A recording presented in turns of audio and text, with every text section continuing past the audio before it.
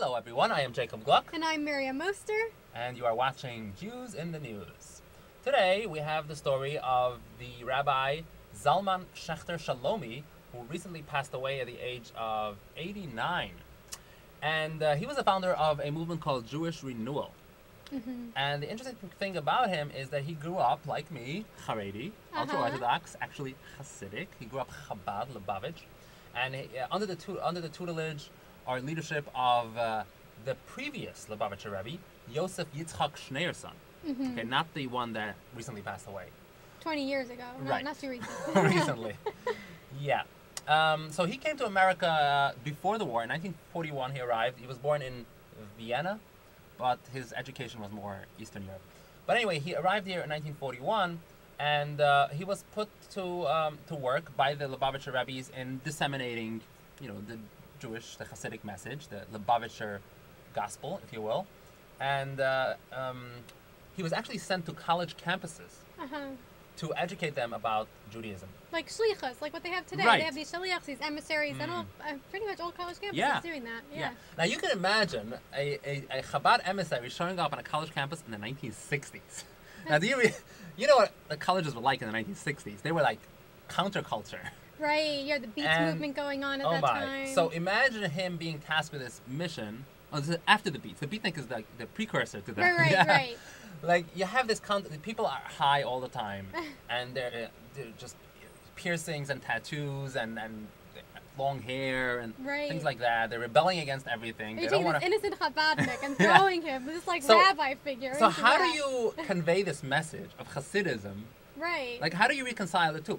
And what do you attract a crowd with? Like now they get free pizza and that's good enough. But how do you how does free pizza compare to like marijuana? So how do you adapt your message to suit this particular crowd, right? Right. Now, if you ask Menachem Mendel Schneerson, the Lubavitcher Rebbe, you would say, well, whatever. Look at the Tanya, which is the the book, the guiding They're book. They're Kabbalistic kind of book, yeah.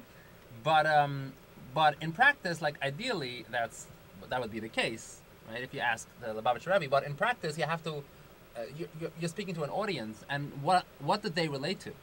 So what was it? And so that's the point. So this is why he started modifying the message to suit the crowd, and it became a hyper spiritualistic kind of message, devoid from any legalistic aspect. Okay, of what Haredi Judaism usually is. Exactly. Right? So the original Chabad message is, of course, show them the beauty of Judaism, the beauty of Jewish practices, putting on tefillin and praying and wearing a long beard if you get to that stage. Right. All the beauty basically of Hasidic culture, right? Overall. But the hippie crowd wasn't interested in any practices. Like they were rebelling against dogma. Right? That's the whole counterculture is basically we don't have to do anything. And anything you want me to do, I'm not going to do. Right. Right? It was a very, very contrarian kind of culture. And so coming to them with a message of you have to obey certain practices in Judaism wasn't going to resonate with them. And so as it became a very spiritualistic, the focus is on spiritualism, which is perfect for the counterculture because they were spiritualistic, they were inclined or apt to be spiritualistic anyway. Right. Because that was their rebellion against science and against the established. They're going into it was this hippie subculture that is really a spiritual kind of movement. Right. So that was the Schachter Shalomi message, and he evolved, and his message evolved over the years as he progressed through these stages, and eventually he was kicked out by Chabad. They didn't like his style anymore. He was doing drugs. He was probably even advocating doing drugs, which was normal at the time. As a Chabad emissary, that's just hilarious. It is hilarious, right? Just picture this guy, a beard, the garb, the hat. And the amazing thing is that you can, like in an alternative universe, you could imagine Chabad itself being pulled and influenced by that. And that's how Chabad began. Chabad was this countercultural movement at first. I mean, Hasidus in general was this countercultural movement. Yeah, good point that you're making. Hasidism in general was considered very much... He's like the nouveau Chassid in his time. And it was ostracized at the time. Like the established leaders of Orthodoxy were thinking that this was just another Sabbatian movement, like Sabbatai Tzvi, right? Like a messianic kind of movement. So anyway, it was a counterculture at its foundation, the Hasidic movement, and now he sort of brought the message and the original Hasidism back. And in fact, that is exactly what he said. So he said that he wanted to restore to Judaism the lost legacy of ecstatic spirituality. So what do you think about that? Do you think that the Hasidism of the 1950s, 60s didn't have enough ecstasy? Well, I think, it's interesting because, like, no pun intended. So we're seeing today where Hasidus has shifted, and presumably by the 1950s it was already moving in that direction. More extremist, more insular, less ecstatic, if you will, than it was when it first began. And that was the fault that his misnagdim, the opposition, found with the Hasidic movement in the beginning. It's like there was too much ecstasy, too much song, too much dance, not enough learning. So he's really returning Hasidus to Judaism, only now it's by a new name, renewal. He's renewing what initially started off as Hasidus, is how I'd understand it. So this claim of his that he's restoring to Judaism the lost legacy of ecstatic spirituality. But it's funny to call it a legacy. My point is, it's referring to the Hasidic movement. That's what he means by the legacy. That's really the only way I can understand it, because where else is there a legacy of ecstasy? Right. Like, if you go back to the temple times, where would that legacy be? No ecstasy there. I don't think I studied the Second Temple Judaism, and it was a very legalistic ritualistic kind of society. And in fact, that is the reason why, for example, the Pharisees, in fact, were the ones who emphasized less legalism, in a way, because they emphasized the common man and not the temple. The temple practices, and so for them it's more like God is accessible to everyone, right? You don't have to perform the sacrifices in order to become close to God.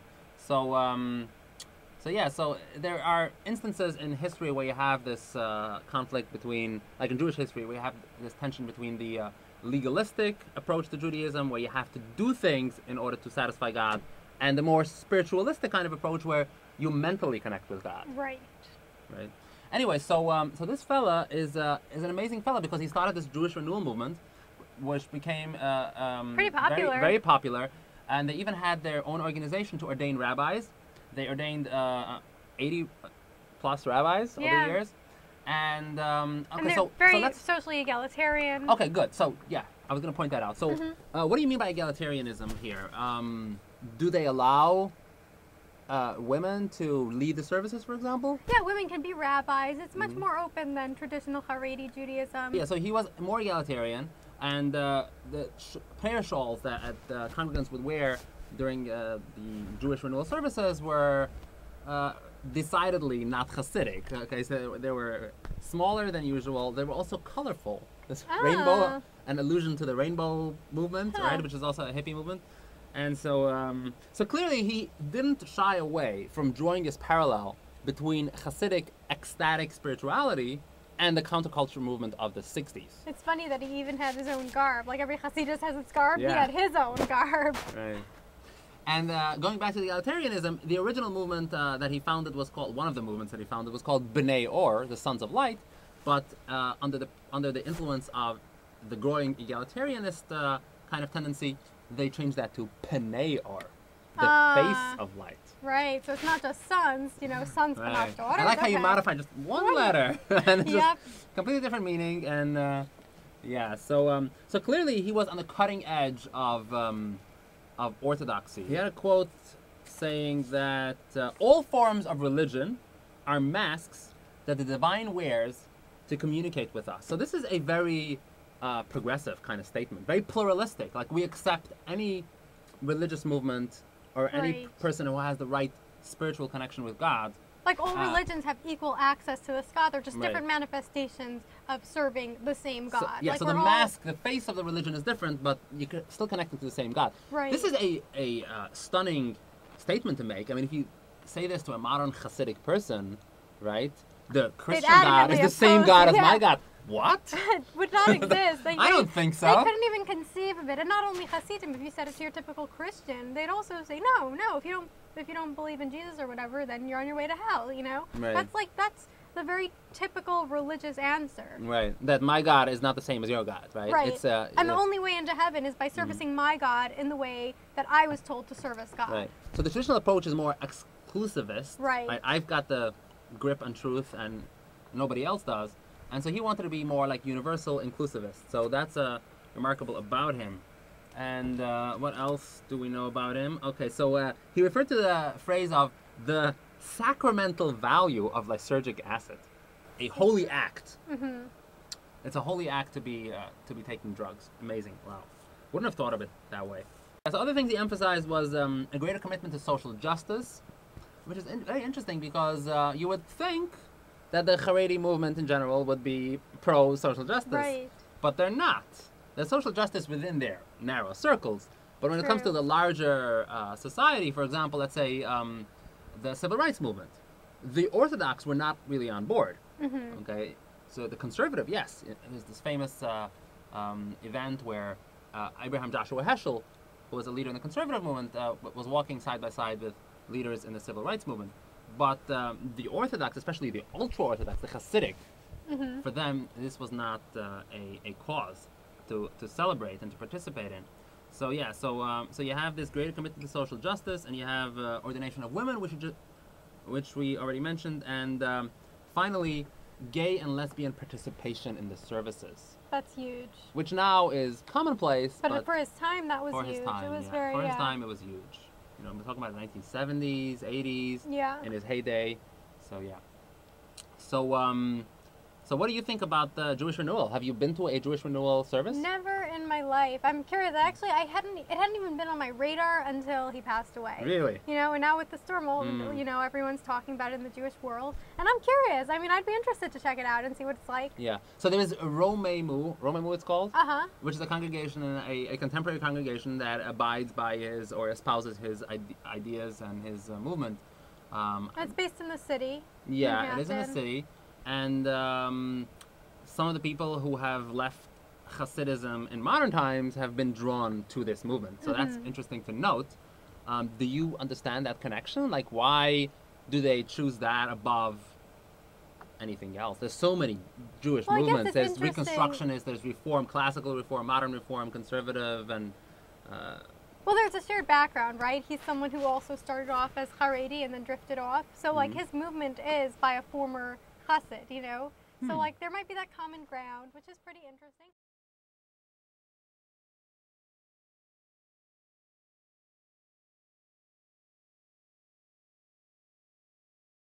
Recently, this news story has been making the rounds in both Jewish and non-Jewish media alike about how beggars in the Brooklyn Haredi communities, were discovered not to be Haredi. They're impersonating Haredim, you know, to beg for money and to get tzedakah or charity from these Haredim in those communities. But in fact, they weren't Jewish, and sometimes they couldn't even pronounce the word tzedakah correctly because they couldn't do the tz sound, you know, which is a bit of a Jewish kind of sound. They would do tzedakah, and in the article they were saying that things like that were dead giveaways, that these people weren't authentic Jews or authentic Haredim. So were people giving them money? Yeah, people were. They're dressing up in the garb. They're dressing up sneas. They're dressing up with the yarmulkes, you know, and they're begging outside of the local groceries. And yarmulkes, like so it's men and women, right? Right. It seems like it was both genders. They're begging outside of shuls and things, you know, where you'd find Haredim. And Haredim were being very nice. They give. They're very generous. Did they know that these were imposters? So it seems, now here's the funny follow-up piece, right? So Failed Messiah posted this follow-up about how there's this one synagogue, Landau's, that now posted a sign, no loitering, and they're basically now discriminating against beggars who are not known to be Haredi. Right. So you put up the sign under, the pretext is, it's only going to be enforced if you're not from the community, right? So that's what it seems from the article, yes. Right. This is a common tactic that people do. So you establish a rule and you only enforce it against the undesirables. Selective enforcement, right. And it's interesting because, like, on the one hand, it's a community that's known to give charity and things like that, but now we're seeing the other side, like the underside of this community where, yeah, they'll give. It's sort of like what we were saying a bit before with their organization and social justice, you know? They'll do it social justice only within our midst, yes. Yeah. So, first of all, several questions here. Number one, does the average Haredi person have a beef with this? Do they have a problem with giving to somebody who's not from the community, who is going that far to try to, you know, attract them, that they're actually going to clothe Haredi, to appear Haredi? Because it seems to me, like, for example, one quote in the article was that we are good people, we always give. That's the problem. They think we have all the money in the world. So it seems to me from this quote that he's actually flattered. Right. You know, it's not like, wow, you think I have all the money. And you also think I'm very flattered by that. Here, have $1. I'm rich. I'm pleased that you think I'm rich. Right. So So it's interesting that, like, ideologically, when it comes to tzedakah, do you think it is applied to people from outside the community? Like, Well, they actually have halachos, or like really rules surrounding the halacha of tzedakah. You know that first you give krovim ba'ir, you give the people who live in your community. Then you can give people who are Jewish but who live outside of your immediate Aniyei community. ircha kodmen. Right, aniyei ircha. The poor of your town have precedence.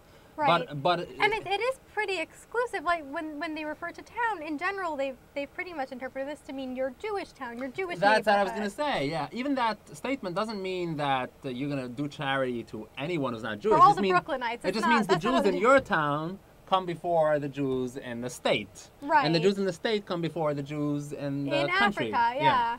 So I don't know, like, from what I grew up with, my community would never have any fundraisers to any cause or any people who were not only not Jewish, not within their Right. particular brand of Judaism. Very true. Okay, and it was even rare to fundraise for anything Orthodox that is not Haredi, Uh-huh. right? And for the most part, I was in a Satmar synagogue, so it was Satmar specifically fundraising. Satmar fundraising. Yeah, and it's interesting So- because on the one hand, it seems like you might point a finger at them and say, you know, if you really care about social justice or about charity, then But be they global don't. about it. But on the other hand, I don't know if I'd really hold this against them, because if every community did this within their own communities, then we'd have a pretty nicely functioning society. If everyone said, you know, I'll take care of my neighbors, I'll take care of my immediate vicinity, then we'd have a pretty nicely Right. functioning society. And it's only natural to look out for your neighbor first, you know, someone who you know, who you Right. see on a daily basis, or who you interact with at some points in your life.